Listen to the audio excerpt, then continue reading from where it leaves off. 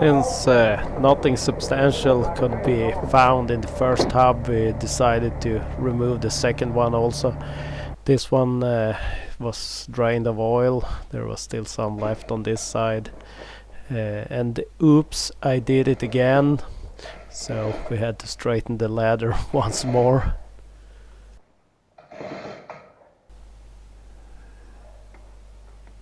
We removed or loosened all the bolts. This time I cleaned the holes for pushing it out better, so it came undone a lot easier.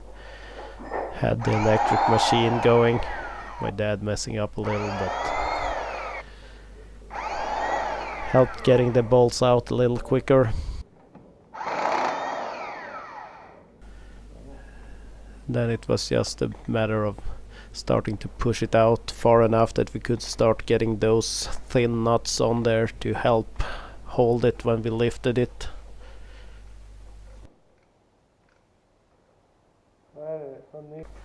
Rigged up the lifting and the breaker bar to kind of push it the last little bit away, and then backing away the excavator.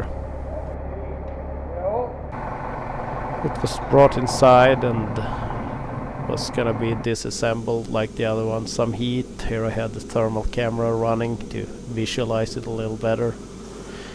The lock nuts came undone quite easily, two of them. One was damaged, so here we had to resort to a Torx. Tried adding some metal to kind of protect the nut, but that was too flimsy or didn't work very well.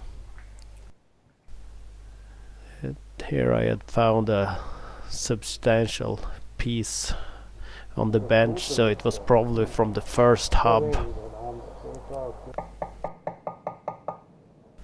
Hammering a Torx in while heating, and it came undone, no problem.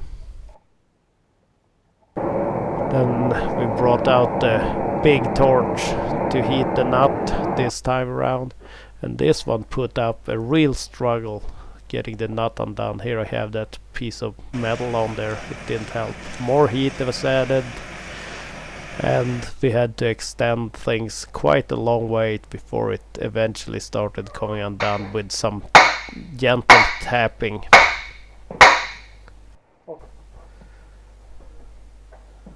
And we had to, once it was loose, this one came up really easily the first bit, then it needed a little help. We tried doing like we did on the last one, but after some hammering and heating we realized that wasn't going to work here, so this sprocket was on there a lot better. Some wooden supports and a lot of hammering.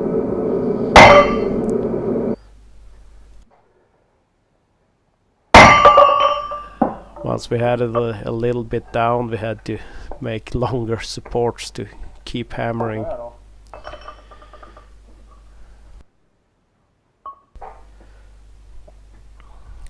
So let's keep hammering. Here we had to add a little ring that was turning a little round, and at the end we hammered on a hammer to start pushing it all the way out. Longer blocks once again. And finally it came undone.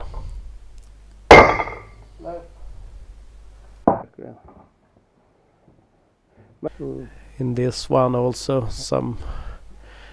a few nuggets and more ground down metal. Would have taken forever getting it caught on the plugs. Here they had made some, you can see the waves on that seal, and this one has shown signs of leaking some oil out of it. Here there was damage to be seen. I'm not sure what they have done, if they forced the sprocket on there with metal debris. We pried the old seal out.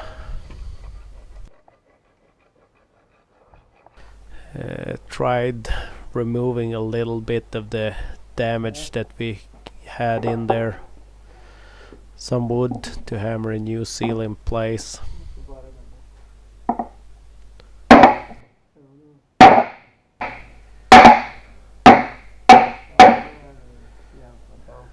And then driving it in a little more, we used something more with a rounded edge, going a little slowly around and getting it in there.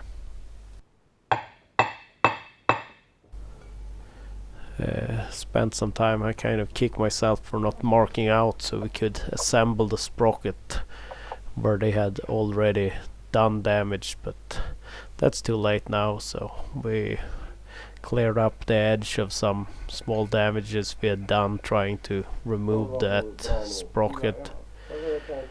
And then assembly was, we actually assembled this one first and the other video after, but the procedure was the same: heating the sprocket, bringing in the cold shaft, adding some lube, lowering the housing down. But here on this one the sprocket didn't play nice. It was pretty much the same procedure as getting it off. Had added some green stuff, some Loctite product. Hadn't lined up the splines perfectly, so it was knocked a little sideways, and then it required hammering pretty much all the way down.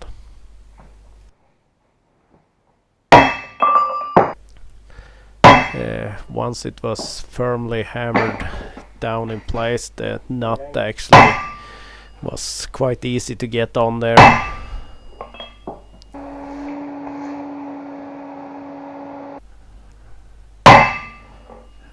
Removed some rust that came off the pipe we had to hammer it in with.